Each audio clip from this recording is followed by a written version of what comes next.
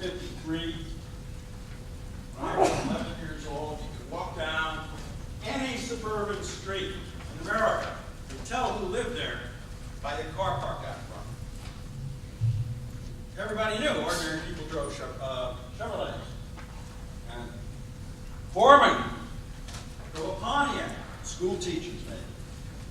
Managers drove a Buick. The CEO. Now look at 2008, just as General Motors went bankrupt. What do you see? Oh, it looks a lot like 1990, but compared to Toyota, wow. What we see here is that these brands compete heavily with each other. That at something like the 22,000 price point, they're offering 9 to 12 models, depending on how you count it. Now, why is that happening? Why is there all these brands want to compete at this one price point? Why do the low price divisions, whose job it is to be low price, creep up? Why do the high price divisions creep down? Because that's what we buy. That's what people are buying. And so, if you're in the Buick division, you think to yourself, you know, they got us up here in this high price, over $35,000 or over $30,000 thing. That's our mission. But you know, if we had a cheaper car, we could sell more units here at the Buick. And selling more units, we can make more money, and then our bonuses will be higher. And that's great. So let's go and tell senior management our strategy is to bring out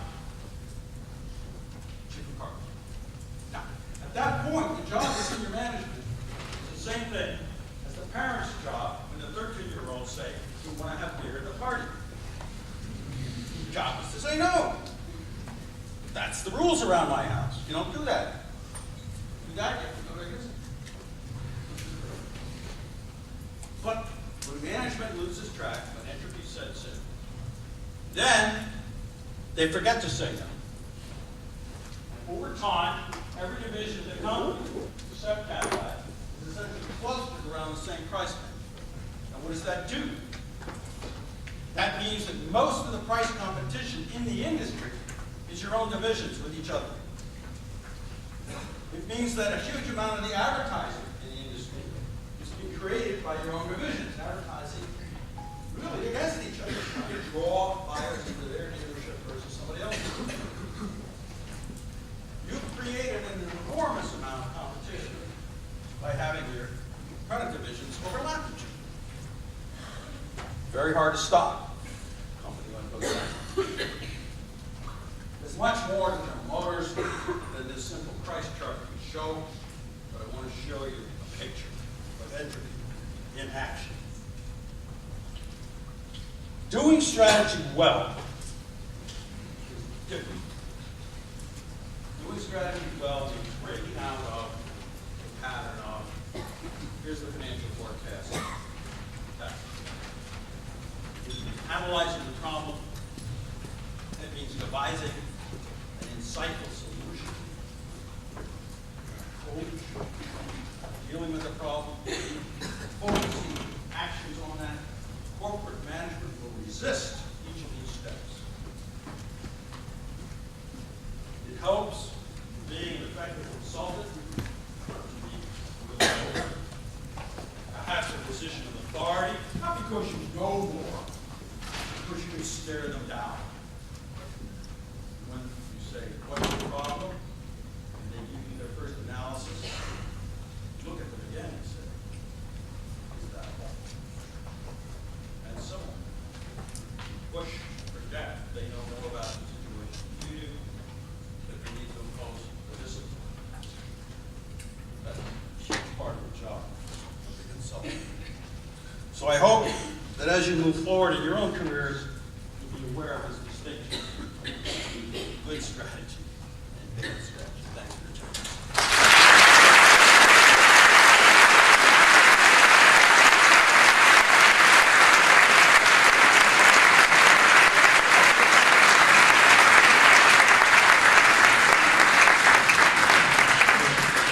Great insights there, obviously. We've got a few minutes ticking away there, the clock, I'm afraid, but this would be a tragedy if we didn't get 1 or 2 questions in on those insights. Yeah, just shout them out. We can't get a mic through, otherwise it's going to take time. And I'll repeat them.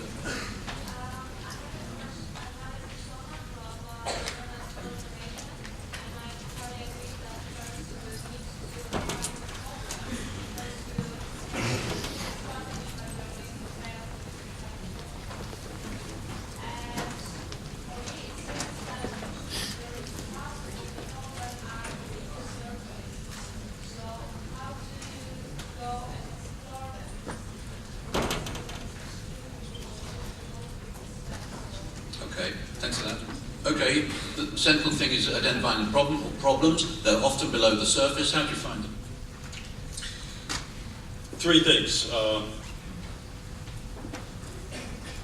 Practice.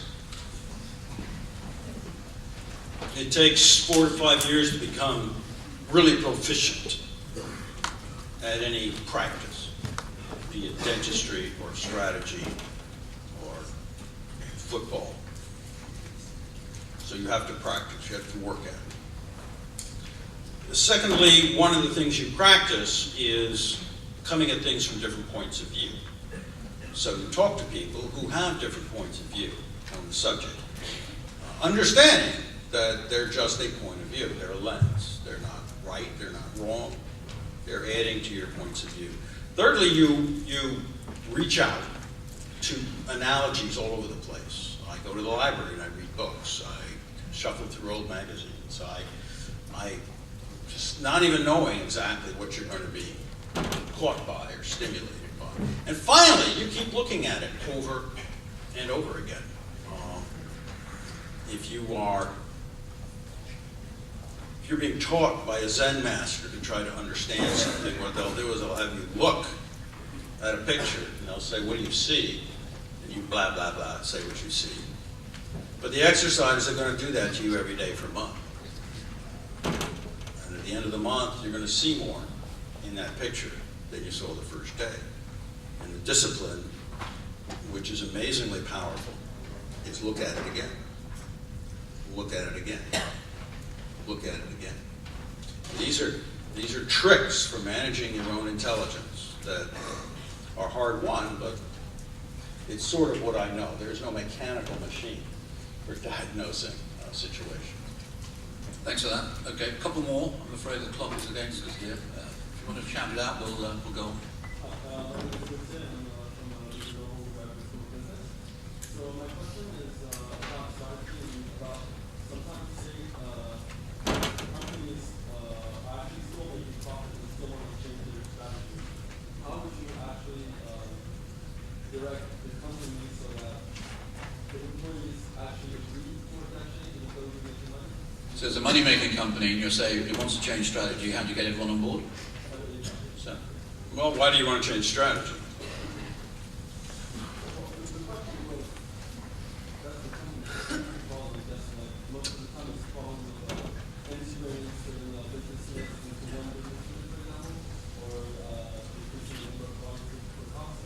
All right, so there's some theory behind there will be an improvement if we do something.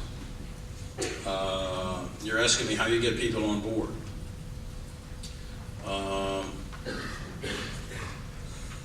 The standard methods for getting people on board are having people buy in through various psychosocial mechanisms and giving people incentives and identifying the key people who are not getting on board and firing them.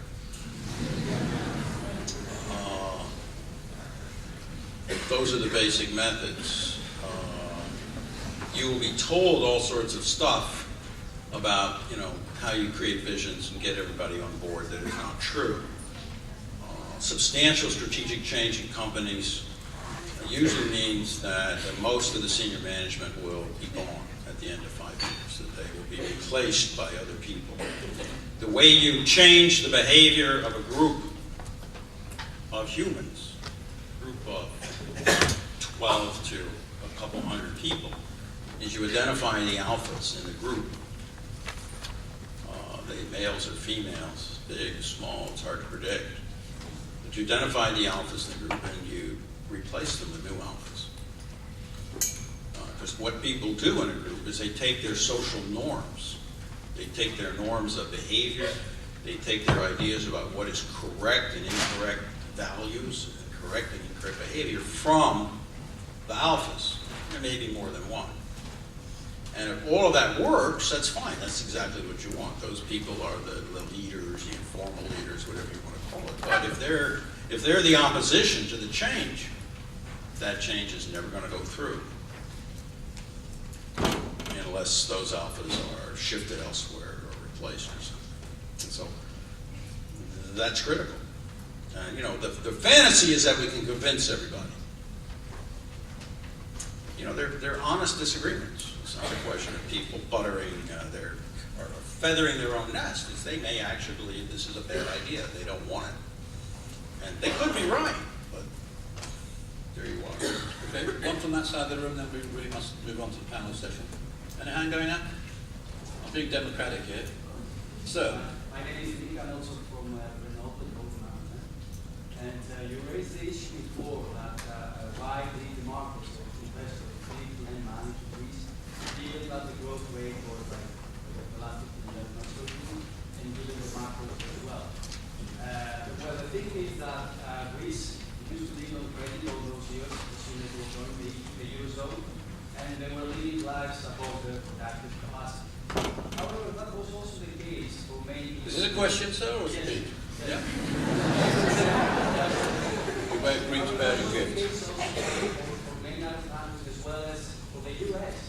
So the question is, so why do people lend money to the US given that there are some premiums of debt, especially the Chinese are lending money? And the second question to connect to the strategy Yeah.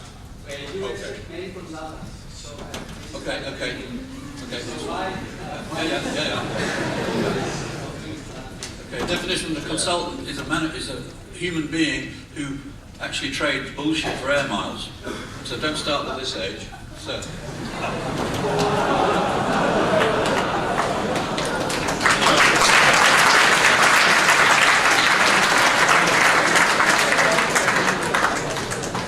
I don't know why people are buying U.S. bonds. Most of the weird stuff that goes on is related to